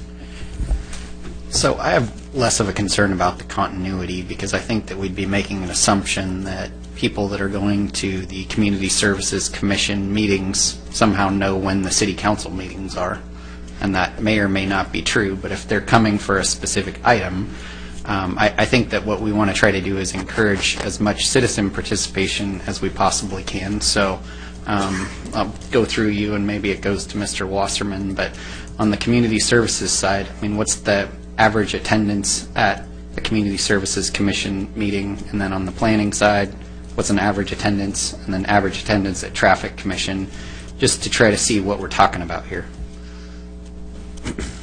Well, average attendance at a Community Services Commission is generally pretty low. Single digits? Yes. Okay. All right. And then Planning Commission? Mr. Mayor, members of the council, yes, it's the same with as the Community Services Commission, unless it's a controversial item or an item that's got a lot of public involvement. Our commission meetings are typically not very highly attended. Okay. And then traffic and parking? Well, it depends if we're talking about parking or not. Some of those have been highly attended, but other than that, the routine items have been very lightly attended. Okay. So I guess I'd make a substitute motion to give the authority for time setting to the commissions themselves and encourage them to try to find times where they can get the most active community participation possible. I think it's important to have continuity with their meetings, so I don't think that it's good to have one at Monday at 8 a.m. and then the next month it's Tuesday at 5 p.m. I think they need to have some continuity there, but I would rather just let them set their times and not do it from here. I think that makes more sense from my perspective. Okay, just noting that they can recommend that to you, but ultimately the council is the one that has the authority to set the time. So I can't just purely delegate the time to them and No. let them select. All right. Well, there's bureaucracy in action there. So, that's, I guess if that's the way that it has to be, I'm okay with that. So does that kind of follow what he's suggesting here? Robinson, my motion was to table this with to get the input of the commission. So. Okay. Well, and again, so my focus is to try to communicate to the commissioners how can we get as much community involvement as possible. I'm not concerned about the continuity. I don't think that that's as important as getting citizens to participate in their government. Okay, good comments. So do we need to take action? Do you want to officially vote on that to continue it till? Okay. Yes, just, So we have a motion from Councilmember Voight to continue the item until staff can query the various commissions and find out what their preference would be. I will second that. Any more discussion? Please vote. That motion carries unanimously. Thank you very much. City Manager's report. Oh, one more. Recurring number 5. I'm sorry. Review of recurring- Item number 5, My review of apologies. recurring city council agenda items submitted by city manager. Thank you. Mayor and members of the council, I have a very quick PowerPoint presentation for you tonight.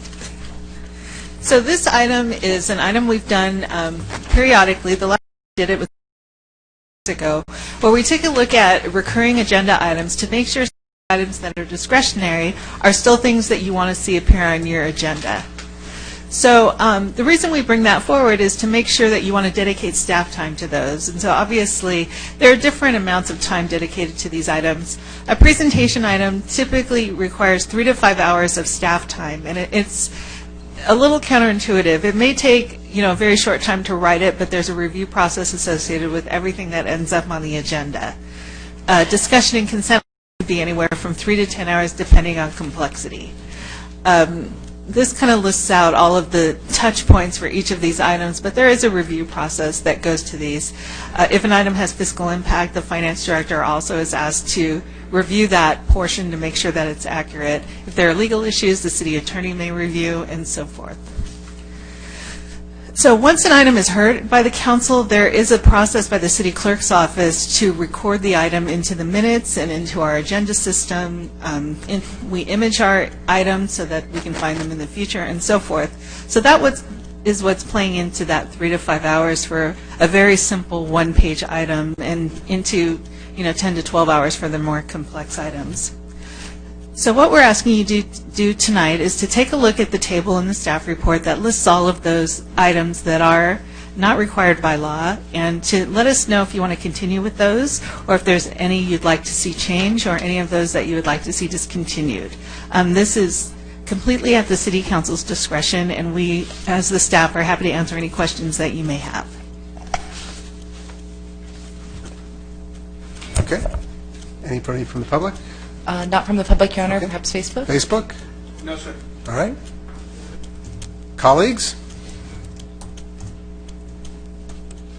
So, just so I understand, these aren't necessarily pertinent to running the city, but they do take up a lot of staff time.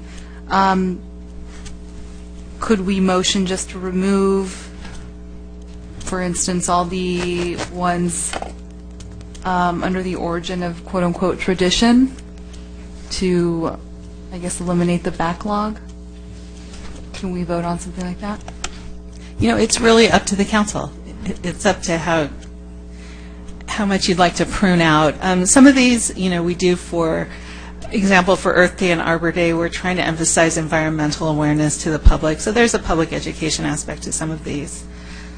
But it is completely up to the council. One that I would suggest we eliminate, actually, is, and the reason being, I think it's just a bygone era, and it's the notice of appointment opportunity, which is the last thing that's listed here. Our practice right now is if there's an opportunity through the City Selection Committee, that actually gets transmitted to the council through an agenda item.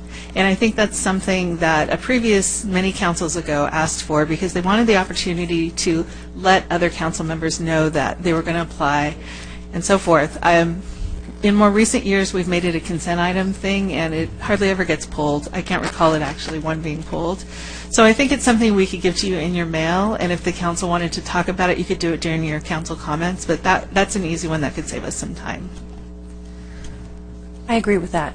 I think that's a good idea. But I think getting rid of all the tradition items, I think we'll be losing a little bit of our history.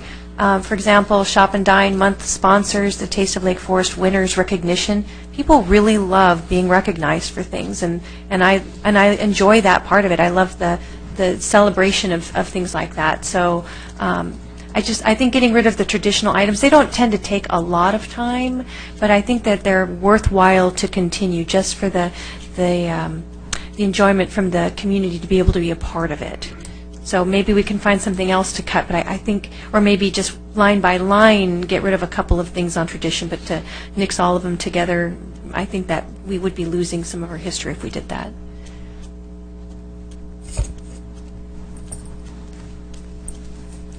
Councilmember Robinson. So just breaking down some of that, some of these are just annual recurring. I can't imagine that there's even 3 hours of staff time that goes into some of those. I mean, the city attorney's not reviewing Arbor Day resolutions. No. Most right? of it is so, it's probably collectively, 4 people read it. That's probably 15 minutes each. You get to an hour there. And then afterwards, the city clerk's time to put it in the minutes, to image it, and so forth. So it might really be 3 hours. Could you maybe try to streamline on your own with some of these and just redline? So just redline it's the exact same just one, change the except date. from 18 became 19. Yes. So you don't have to read the rest of it, and save yourself a little bit of time rather than someone trying to see if there's a typographical error or something like that. That would be my suggestion. And then beyond that, if we think that these are noble things that we should be recognizing, then I think that I'd rather that you did that, cut out some time, and spent a little bit of time trying to encourage, like, for instance, Arbor Day. I don't know, maybe like the Lake Forest Garden Club to show up and have somebody accept it, and there's like 10 people here, and rather than just having a certificate and maybe he announces it and there's nobody here and it's just, okay, we're recognizing Arbor Day, great, fantastic. I want to put something to it. If no one's going to be here to accept it and nothing's going to come out of it, then I'm not sure what real value it has. Some of the others, like you mentioned, when people show up, I think it's really important to recognize residents and their involvement, whether it's the Leadership Academy or Shop and Dine or whatever it might be. I think that's really important to do. So that would be my suggestion there. Okay. Is that a motion to add that red line? Staff got it? Yeah, we can take that as advisement. Streamline. Okay. Works for me. So I would second that motion with the friendly amendment of the staff recommendation, nixing the notification of appointment opportunity. Okay. So we have a motion and a second with direction to streamline and Yes. to remove the notification appointment opportunity. Right, and I think this is also a good reminder also that, we get approached a lot to put things on the agenda, and they seem like little one-off items, like, well, what could it hurt to do so-and-so Awareness Week, or, this day or that day, and so this is just to give you a sense of the volume that starts to happen once we keep adding. So that's also part of it's kind of an awareness item.